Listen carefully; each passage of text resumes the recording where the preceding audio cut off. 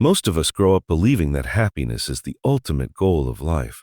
From childhood stories to social media captions, we are taught that a good life is a happy life, that suffering is a mistake, and that sadness means something has gone wrong. We chase happiness like a destination, imagining that one day we will arrive and finally be complete. But what if this idea itself is the problem? What if happiness, as we understand it, is not only fragile but deeply misleading? Dark philosophies across history have dared to say something uncomfortable, the truth of life at all, but a comforting lie we tell ourselves to survive. Let us begin with a simple observation. Happiness never stays. Happiness never stays. Even in the best moments of life, there is a strange awareness that the moment is temporary. Joy fades, excitement settles, love becomes routine, success becomes normal. This is not pessimism, it is honest experience. The ancient Greek philosopher Heraclitus said that everything flows, nothing remains the same. If everything is in constant change, how can happiness, which depends on stable conditions, ever be permanent? The promise of lasting happiness contradicts the very nature of reality. Arthur Schopenhauer, one of the darkest philosophers in history, argued that happiness is not a real positive state but merely the temporary absence of suffering. According to him, human life swings like a pendulum between pain and boredom. When we lack something, we suffer. When we finally get it, the desire disappears and boredom replaces it. What we call happiness is just the brief moment between these two states. In this view, happiness is not a destination but a pause, a silence between two noises. The problem is that modern culture treats this pause as if it were the entire song. Schopenhauer believed that our desires are endless. The moment one desire is fulfilled, another takes its place. This endless wanting creates a life of quiet dissatisfaction. Even when we think we are happy, a deeper restlessness remains. This suggests a disturbing idea. Maybe happiness is not the natural state of human existence. Maybe discontent is. If that is true, then the promise that everyone can be happy all the time is not just unrealistic, but cruel. Friedrich Nietzsche took this idea further. He did not simply criticize happiness, he distrusted it. Nietzsche believed that comfort, pleasure, and happiness often weaken human beings. He saw suffering, struggle, and hardship as essential for growth, depth, and greatness. To Nietzsche, a life obsessed with happiness becomes shallow. He famously warned against the last man, a future human who seeks only comfort, safety, and easy pleasure, avoiding pain at all costs. This person may be happy in a small, dull way but has lost passion, creativity, and strength. Nietzsche's philosophy suggests that happiness can become a trap.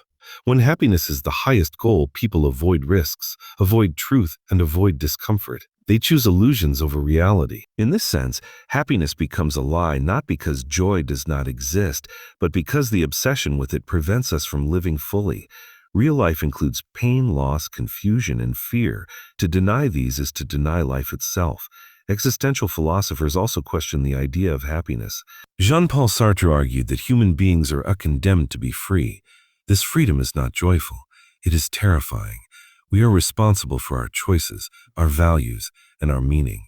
There is no built-in purpose, no guaranteed happiness waiting for us. The universe does not care about our joy or suffering. In such a world, happiness is not a reward promised by existence. It is, at best, a side effect of living authentically. Albert Camus took an even darker approach. He described life as absurd, a conflict between our deep desire for meaning and the silent indifference of the universe. We want answers, purpose, and happiness, but the universe offers none. In this absurd condition, Camus argued, the honest response is not hope for happiness, but rebellion. To live fully despite meaninglessness, without false comfort, without illusions. Happiness, if it appears, is accidental.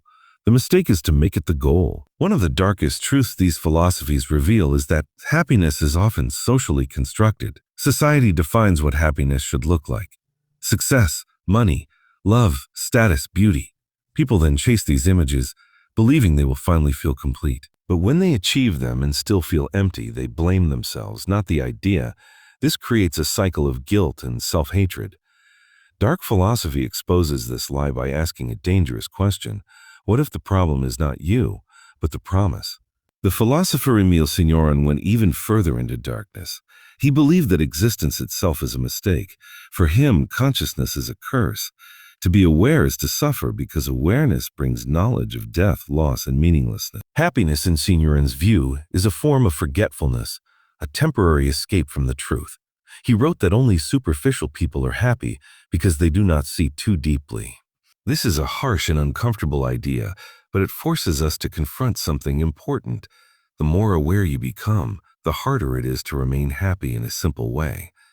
Buddhist philosophy, often misunderstood as optimistic, also contains a dark insight. The Buddha taught that life is dukkha, often translated as suffering or unsatisfactoriness. Even pleasure contains suffering because it is impermanent. The fear of losing happiness creates anxiety. The attachment to happiness creates pain. In this sense, happiness is unreliable. The problem is not suffering itself, but our craving for happiness as a permanent state. Modern psychology, surprisingly, supports some of these dark philosophical ideas. Studies show that people quickly adapt to positive changes. This is known as the hedonic treadmill. A raise, a new relationship, success, or fame brings only temporary happiness before returning to a baseline. This suggests that chasing happiness through external achievements is like trying to fill a leaking cup. The structure of the human mind itself seems to resist lasting happiness. So why do we cling so strongly to the idea of happiness? Because it gives hope. Because it makes suffering feel meaningful. Because without it, we must face a frightening possibility. That life does not owe us joy. Dark philosophy does not take away happiness to make us miserable. It takes it away to make us honest. It strips life of comforting illusions and asks us to stand face to face with reality. When happiness is removed as the main goal, something strange happens. Other values emerge. Truth becomes more important than comfort. Depth becomes more important than pleasure, and meaning becomes something we create, not something we wait for. Suffering becomes something we endure, not something we constantly try to escape. In this way, rejecting happiness as a lie can actually make life more real. There is also a moral dimension to this idea. The pursuit of happiness often makes people selfish. If my happiness is the highest goal, then anything that threatens it becomes an enemy. Pain, responsibility, sacrifice, and even other people can feel like obstacles. Dark philosophies remind us that some of the most meaningful human experiences, such as love, loyalty, and courage, involve suffering. A parent does not sacrifice sleep and comfort because it makes them happy in the moment. A person does not stand for truth against injustice because it is pleasant. These actions matter precisely because they are difficult. Another uncomfortable truth is that happiness can be used as a form of control. Societies encourage people to stay positive, to smile, to avoid negativity. Those who question, criticize, or express pain are labeled toxic or weak. In this way, the demand for happiness silences truth. Dark philosophy resists this by giving dignity to suffering. It says that pain is not a failure of attitude, but a natural response to a difficult world. This does not mean that joy is meaningless or that laughter is wrong. It means that happiness should not be treated as the measure of a good life. A life can be meaningful, deep, and honest without being constantly happy. In fact, constant happiness may be a sign that someone is avoiding reality. Perhaps the most radical idea of dark philosophy is this: life does not need to be happy to be worth living. This thought can feel terrifying at first, but it can also be liberating. When you stop demanding happiness from life, you stop fighting reality. You allow life to be what it is: complex, painful, beautiful, and uncertain. In this light, happiness becomes something lighter, less desperate. It comes and goes like weather.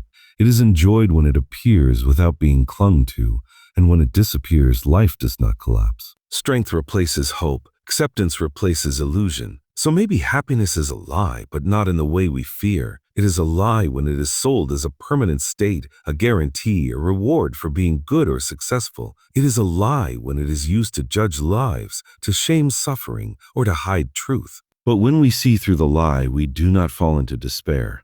We gain clarity. Dark philosophies do not promise happiness. They promise honesty. And honesty, though uncomfortable, may be the closest thing to freedom that human beings can achieve. When you stop chasing happiness, you start living. When you stop fearing suffering, you gain resilience. And when you accept that life is not designed to make you happy, you may finally feel something deeper than happiness, a quiet, unromantic, unmarketable sense of being real that may not be comforting, But it is true.